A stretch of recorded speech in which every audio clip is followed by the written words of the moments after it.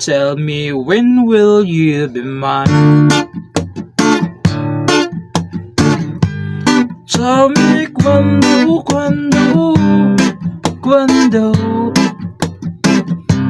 we can share. Hello mga ka-idol. So ngayon, meron akong ituturo sa inyong magandang kanta, no? Old song nga lang tong kanta na to, pero napakaganda nito. So itong kanta pala na ituturo ko ngayon sa inyo ay yung Cuando Cuando by Engelbert. So hindi ko alam kung tama ba yung pagbasa ko nitong kumanta ko Engelbert ba, no? I-correct nyo na lang ako dyan. So itong kanta na to is request. May nag-request sa atin nito. So ayun yung request niya, yung Cuando Cuando. So na reggae version, okay? So reggae version yung aking ituturo, no? So ito na yung request mo, idol. Sana na magustuhan mo tong ginawa natin tutorial, no? Pero itong reggae version natin is basic na reggae lang, okay? So palitan nyo na lang yung pag reggae pag nalaman nyo na yung chords, no? So dito muna tayo sa kanyang reggae pattern, okay? So yung reggae pattern natin is yung lagi ko lang itinuturo, yung bass muna. Ayan, i-bass nyo muna, nakasama tong string, okay? Parang ganon. Ganon. Tapos, strum down. Strum down. Tapos, stop. Tapos, strum down ulit. Okay, so ulitin ko. Bass, natatamaan lang yung string. Tapos, strum down. Tapos, stop. Tapos, strum down. Okay? So, sa kada chords, dalawang beses nyo gagawin yung reggae pattern natin. Okay? Sa kada chords, dalawa. So, proceed na muna tayo doon sa kanyang whole verse. So, yung whole verse niya rito mga ka-idol is D minor. Sa original pala nito mga ka-idol is marami siyang chords. Okay? Marami sa original. Maraming chords. Pinutol-putol ko lang kasi kahit hindi naman na masyadong gagamitin yung ibang chords niya, ito na lang pwede na. Okay? Katunog naman. So, D minor. So, yung D minor, dito natin kukunin. Hindi yung dito. Ito. Yan. Yung D minor, nakabara sa 5th fret. 1, 2, 3, 4, 5. Nakabara siya dyan. Sa 6, second string. Ayan. Sa 7th fret naman ay 4th string tsaka 3rd string. Ayan. Yan yung D minor na gagamitin natin. Okay? Sunod is G. Yung G, hindi ganito. Hindi yan. Bali, ito yung gagamitin natin G.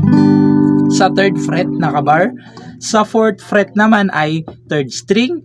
Sa 5th fret naman ay 5th string tsaka 4th string. Ayan yung G na gagamitin natin. Tapos, C. Ayan yung C, nakabar sa ulit sa 3rd. Sa 5th naman ay 2nd string, 3rd string tsaka 4th string. Ayan, C. Isa pang C. Isa pa ulit C.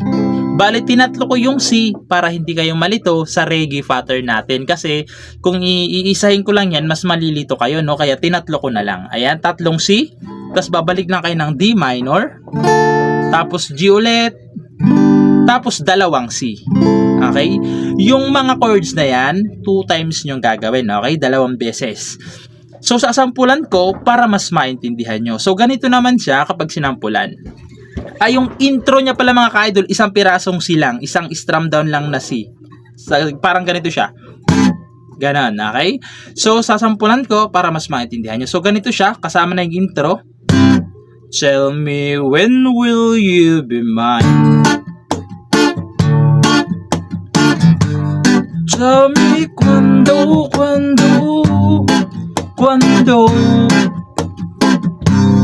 we can share a love divine. Please don't make me wait again. Tapos isa pa. When will you say yes to me? Tell me cuando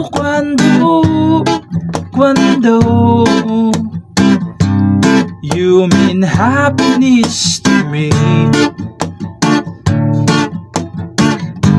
Oh my love, please tell me when.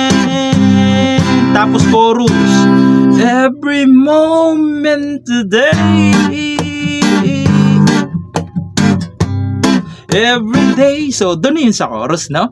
So, puntahan na natin yung kanyang chorus. So, yung chorus niya naman dito mga ka-idol is G minor na. Ayan. Sa 3rd fret nakabar. 1, 2, 3. Nakabar sa 3rd. Sa fifth naman ay fifth string tsaka fourth string. Ayan, G minor. Sunod, pupunta kayo ng C. Tapos pupunta kayo ng F. Yung F nakabar sa first fret. Sa third fret naman, second fret naman ay third string. Sa third fret naman ay fourth string lang tsaka fifth string. Ayan yung F, okay? Normal na F. Tapos isa pang F. Tapos pupunta kayo ng A minor. Yung A minor, ito siya. Sa fifth fret na, 1, 2, 3, 4, 5 nakabar dyan. Dito naman sa 7 ay fifth string tsaka fourth string. Ayan yung A minor. Tapos pupunta kayo ng D. Yung D, nasa fifth fret pa rin siya, nakabar. Dito naman sa 7 ay second string, third string tsaka fourth string. Ayan. Tapos pupunta pala kayo ng G. Okay?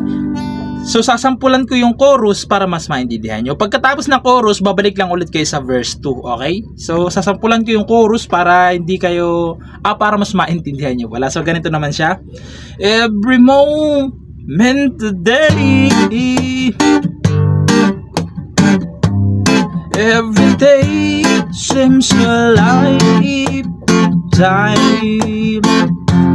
Let me show you the way.